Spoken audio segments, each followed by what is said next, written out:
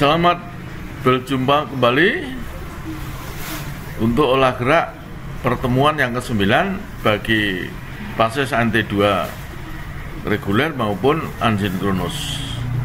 Untuk itu saya langsung saja ke materi pembahasannya, yaitu mengenai tipe dari jangkar, memilih tempat berlabuh jangkar dengan 2 jangkar, dan seterusnya. Ini judulnya akan saya tunjukkan di pertemuan ini.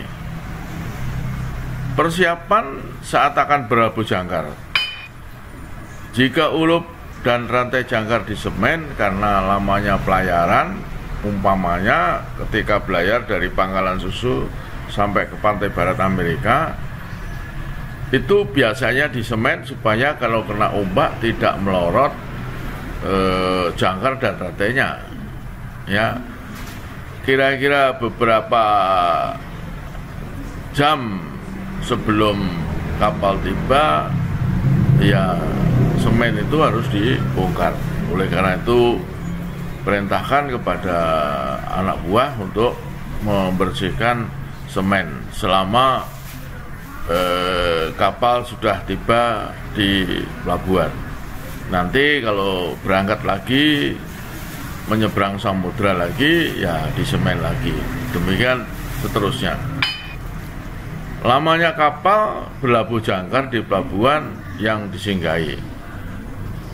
Kalau makin lama, ya rantainya sebaiknya lebih panjang dibandingkan kalau berlabuh jangkar hanya sekedar misalnya hanya menunggu pandu. Kira-kira begitu. Ini bukan hal yang baru, saya rasa. Dalamnya laut di tempat untuk berlabuh jangkar untuk menentukan jumlah segel yang akan dilego. Apakah cukup dengan 1 jangkar atau 2 jangkar yang dilego? Ya, ini umumnya kalau di laut yang tidak begitu dalam, taruhlah 2 kali syarat kapal, cukup dengan 1 jangkar dilego dari ulupnya, ya standby langsung lego.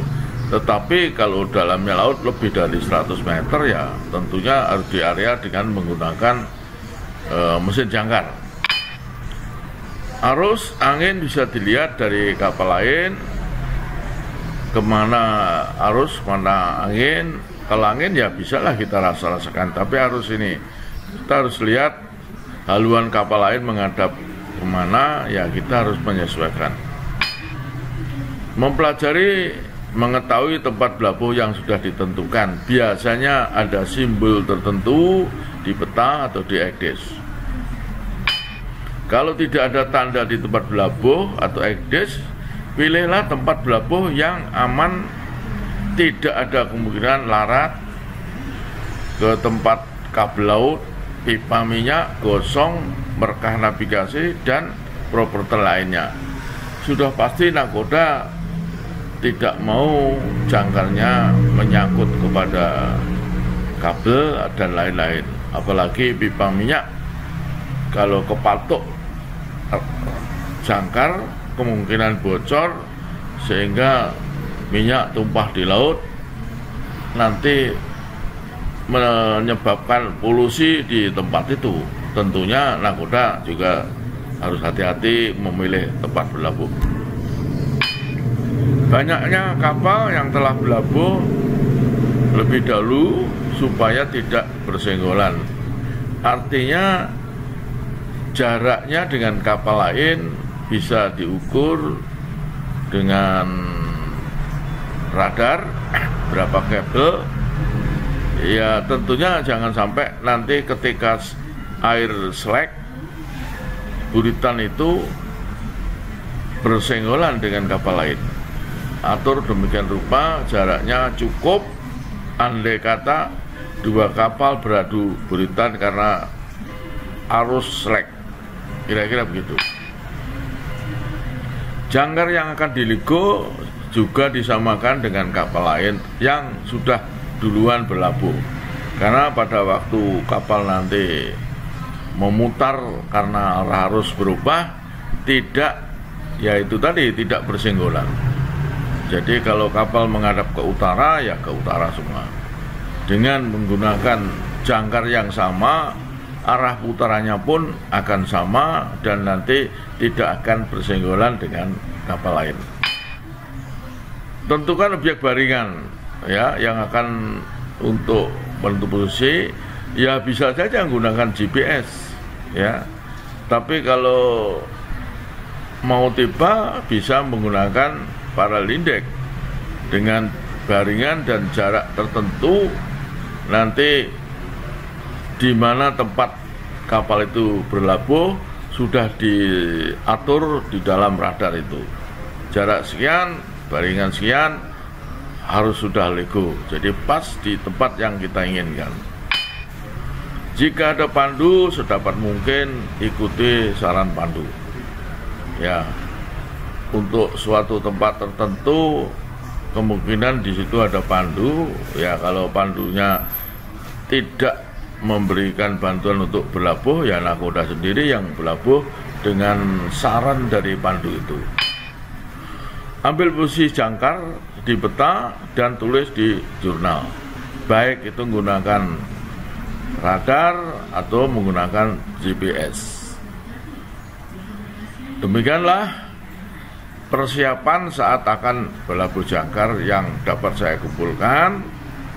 Nah, berikutnya mengenai macam-macam jangkar. Ini ada 15 macam. Ya tentunya ini bukan urusan nakoda, ini biasanya owner yang memilih jangkar mana yang tepat untuk kapalnya. Dalam pertimbangan mungkin harga dan kualitasnya. Kira-kira begitu. Ini macam-macam bentuk daripada jangkar tanpa lengan. Berikutnya memberikan berkah kepada rantai jangkar. Nampaknya untuk masa sekarang sudah tidak ada lagi kapal yang segelnya pakai baut. Umumnya segelnya sudah segel sistem canter seperti ini ya, bentuknya tidak jauh berbeda dengan mata rantai yang lain. Untuk segel yang pertama, maka warna dari segel itu adalah putih. Ini segel pertama, satu segel, satu, ini satu, baru ini segelnya dicat putih. Untuk segel kedua sama putih, satu dua segel, satu dua segel, ini segelnya dicat warna putih. Untuk segel yang ketiga, satu dua tiga, satu dua tiga, segelnya dicat warna biru. Ini nampaknya ketentuan ya relatif baru. Kalau dulu semuanya dicat putih saja, ya kira-kira gitu. Nah, baru yang segel keempat, 1, 2, 3, 4, 1, 2, 3, 4, warnanya adalah merah, ya segelnya dicat merah. Ini nampak jelas sekali kalau malam. Kalau sudah merah berarti ini sudah segel yang keempat, ini 1, 2, 3, 4 ya. Baru kelima dan seterusnya semua sama dengan yang keempat, keempat, kelima, keenam, ketujuh dan seterusnya. Hanya saja nanti untuk di segel yang akan terakhir ya diberikan warna kuning rantainya. Artinya apa? Peringatan bahwa sedikit lagi rantai sudah akan habis, sudah dekat dengan ujung dari rantai. Baru berikutnya merah, ya segel berikutnya merah, ya ini dicat merah. Yang kedua kuning dari ujung, yang pertama ujung merah. Inilah beberapa cara memberikan warna atau tanda markah kepada jangkar kapal. Ya, sebaiknya harus diikuti seperti ini. Kalau yang selama ini saya di kapal semua putih, tanda ininya putih, dan warna kuning dan merah ini tidak pernah dilakukan. Kira-kira demikian. Berikutnya masuk Tanjung Priok. Saya rasa sudah umum kalau kapal dalam negeri ya pasti pernah masuk Tanjung Priok. Ya, ini contohnya di peta sudah ditarik garis haluan 180 untuk tiba masuk Tanjung Priok. Radar dihidupkan dengan haluan 180. Ini north up, berarti utara di atas ya. Ini sudah di set dengan baringannya 215 ke sono, jaraknya 3 mil, yaitu nanti di breakwater sebelah kiri atau sebelah timur untuk menjadi pedoman posisi kapal. Ini jadi tiba baru belok, haluan dirubah ke kiri. Di sini nanti baringannya breakwater sebelah timur, baringannya 215, jaraknya 3 mil. Ya, ini rencana demikian. Ini terus kapal maju terus, kemudian merubah haluan, ya dirubah haluannya, ya. Jadi ketika haluannya dirubah menjadi ini ke sini, dirubah ke sini, maka sudah disiapkan, sudah diset di radar baringannya 215, jaraknya 3 mil. Ketika kapal haluan ke sini dengan kondisi mesin mungkin sudah stop, jika set-setan ini ya baringan 215 jarak 3 mil sudah menyenggol ujung dari breakwater sebelah timur, maka disitulah kapal nanti lego jangkar. Nah, ini maju, ya stop mesin, ya baru masih ada laju, ya hati-hati, jadi jangan sampai melego jangkar seperti ini. Ya, di bawah ternyata ada motor pandu atau ya atau mungkin boat service yang jemput kru, ya bisa saja. Jadi ketika mau lego jangkar diperiksa betul di bawah, ya. Mungkin seorang perwira, ya third officer, atau mungkin bisa saja anak buah, suruh meriksa bahwa ada kapal apa tidak, ada boot atau tidak. Ya, sudah di posisi, kemudian ini bukti sudah posisi, sudah nyenggol ujungnya, maka tandain ini tadi dengan jarak 3 mil baringan 215, maka disitulah kapal akan berlabuh di lego jangkar. Mesin digerakkan mundur,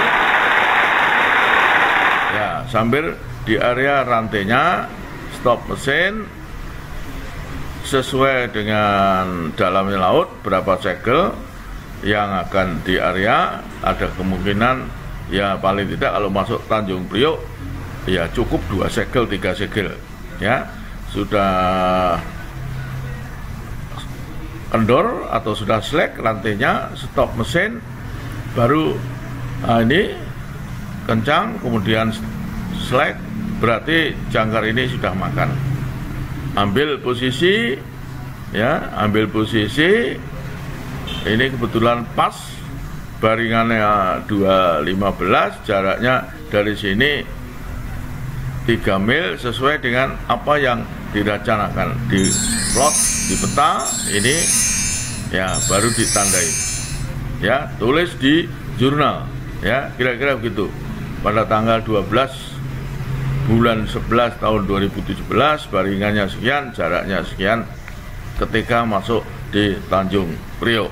Kira-kira demikian. Nah, ini untuk melabuhkan PLCC yang mendapatkan arus dari belakang, maka kapal maju pelan, kemudian jekar kanan, mutar kanan, terus mutar kanan, stop mesin sampai laju habis menghadap arah tibanya kapal semula. Gerakkan mesin mundur, lego jangkar, ya area terus sampai kedalaman laut paling tidak 2-3 kali, ya baru sesudah rantai slack berarti sudah makan finish with engine. Ambil posisi, catat di jurnal, selesai mesin. Kira-kira demikian untuk melabuhkan PLCC ini.